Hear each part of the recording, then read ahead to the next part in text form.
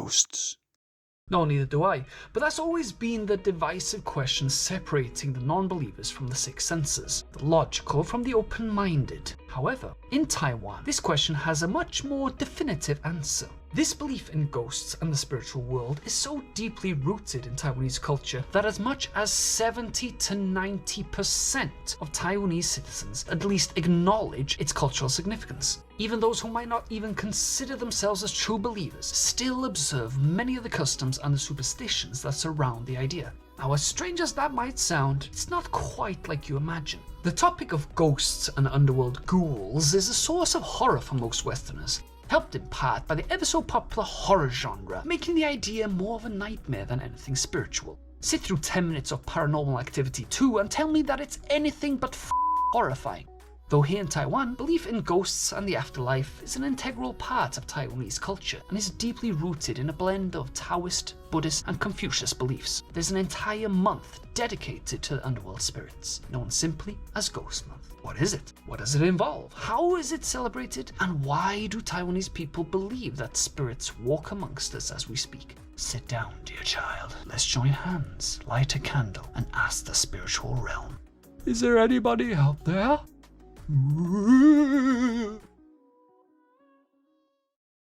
Ghost Month is not an exclusively Taiwanese event. Its roots, much like Taiwan itself, originated from southern China, particularly from the provinces of Fujian and Guangdong. During the 19th and 20th century, waves of migrants traveled across Southeastern Asia, including Taiwan, Hong Kong, Singapore, Malaysia, Thailand, Indonesia, and Vietnam. They brought with them their cultural traditions, including the sincere belief in the spiritual underworld and the aforementioned Ghost Month. So, why the focus on Taiwan? Is it because I lived there for 3 years?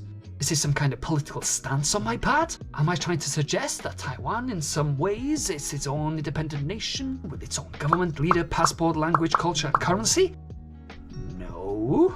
There is actually a reason behind it. Taiwan as a whole is a unique melting pot of religious ideals, namely being Taoism, Buddhism, Confucianism, and a smattering of local folk religions, meaning the indigenous tribes that lived on Taiwan. Believe it or not, yeah, there are a lot of indigenous tribes here too. Didn't know that, no, did you? This combination has enriched the rituals of Ghost Month to an extraordinary extent. More importantly, while Taiwan has always aimed to preserve its cultural traditions, China wasn't and isn't so open-minded.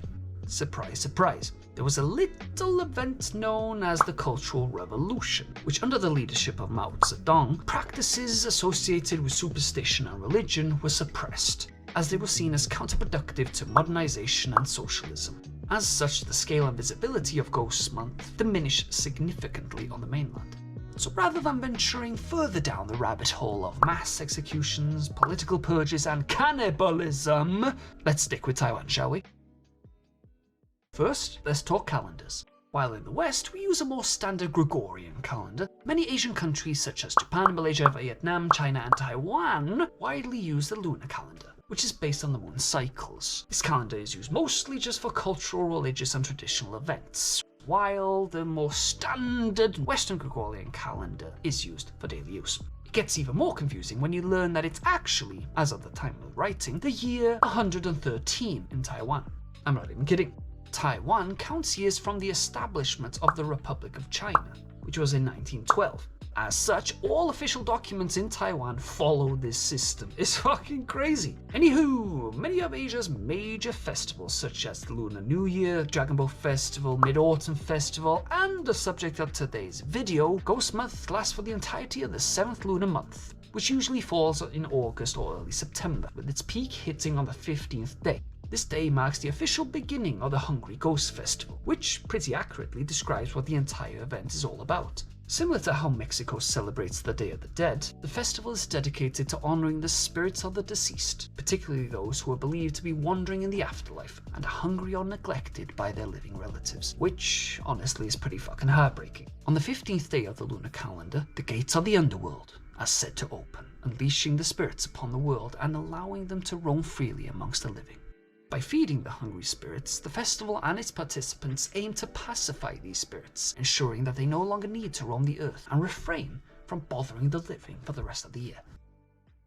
Don't make the mistake of thinking that this is just all one big metaphor. When I say feeding the hungry spirits, it's as literal as it gets. On this day, locals gather in mass at temples and family homes across Taiwan with mountains of food just to feed the hordes of hungry souls that have come to feast. Celebrations like these are seen across Taiwan's major cities, including Tainan and Taipei. However, strangely enough, the most significant celebrations of all takes place in a city called Jilang. And yes, I realize that starts with a K but is pronounced with a J.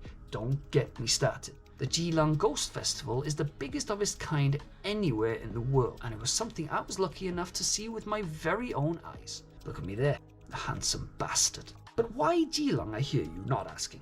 On the scale of significance, it's only the 9th largest city in the country, and it's known for very little outside of the festival and its deep water port.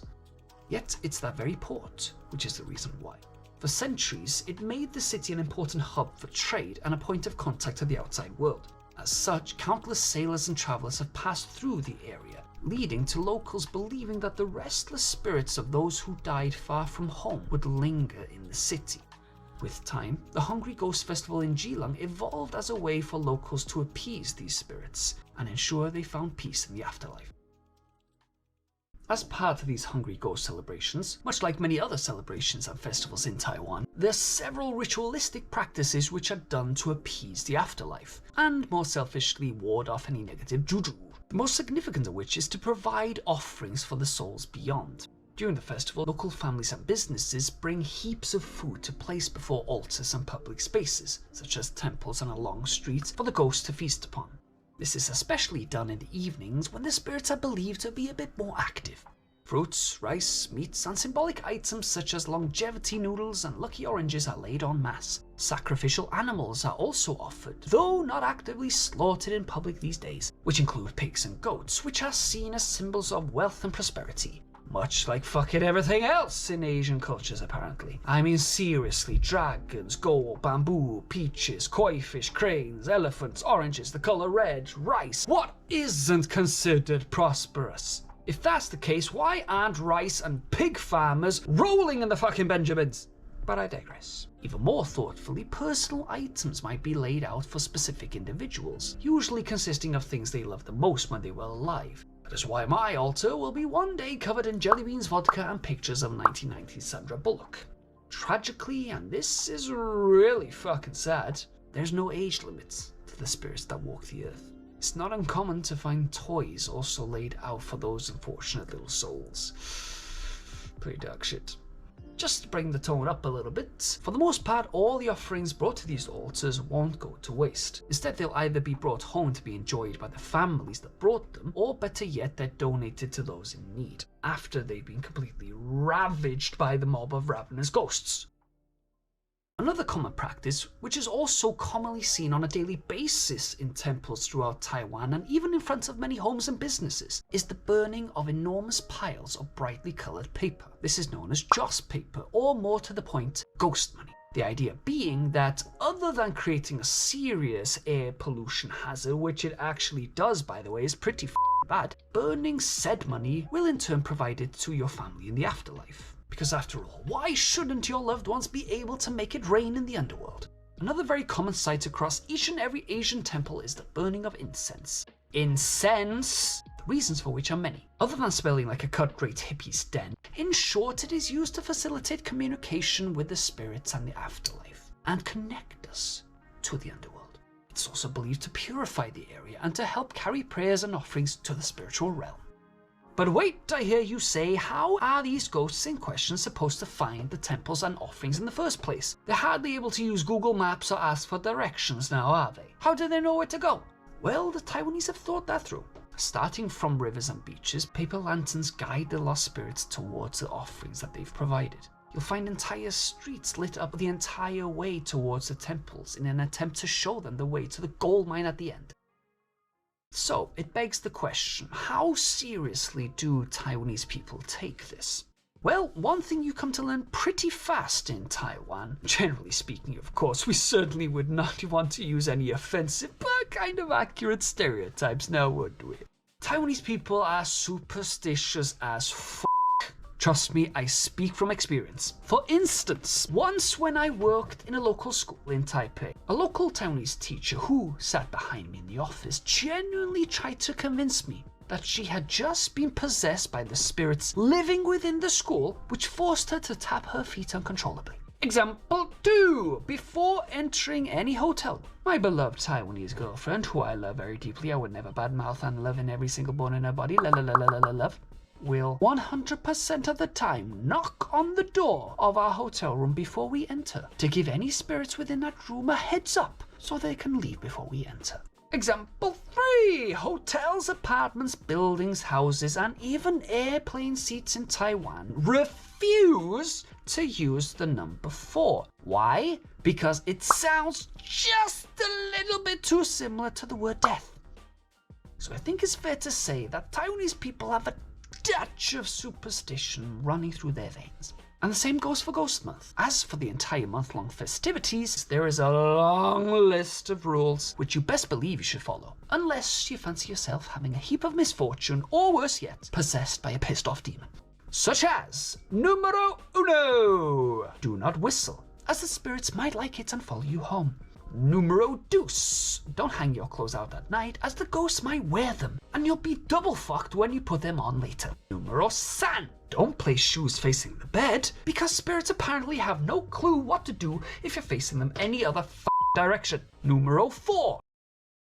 Fuck! Numero pimp! Don't go out alone at night, because it's not rapists and murderers you should be aware of, but Casper the impolite ghost. Numero 1, 2, 3, 4, 5, 6. Don't schedule anything important like buying a house or starting a business.